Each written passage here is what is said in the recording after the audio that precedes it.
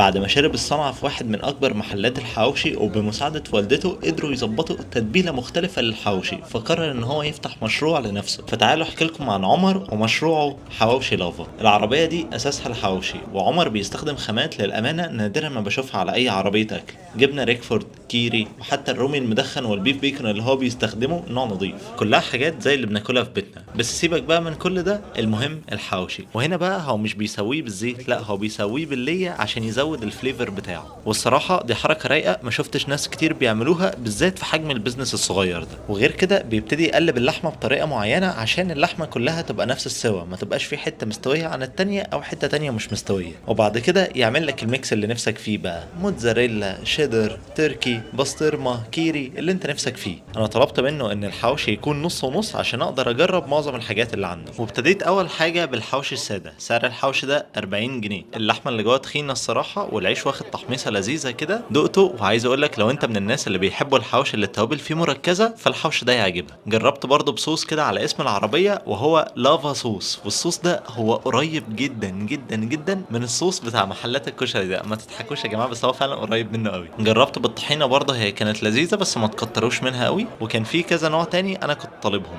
اول واحد منهم لافا تيستي، وده بيكون بيف بيكون وميكس جبن وتيستي صوص. البيف بيكون الصراحه اللي كانوا مستخدمينه في الحوشي كان طعمه نظيف قوي. وبالنسبه بقى للتاني لافا بومب، ده بيكون تركي وميكس جبن، بس كذوق شخصي انا ما فضلتوش. واخر واحد جربت بقى وهو احلى واحد انا جربته فيهم كلهم، هو الكيري بسطرمه. الكيري دي موازنه كده طعم التوابل اللي جوه ومعادلاها. فانا بالنسبه لي الصراحه الحوش ده كان طعمه حلو جدا مع البسطرمه مع الكيري، لا كان حلو قوي. فهو الصراحه طعمه حلو برضه مع الحواوشي نفسه، مخلي الموضوع هادي كده، مهدي التوابل بتاعت الحواوشي، فطعمه حلو ده.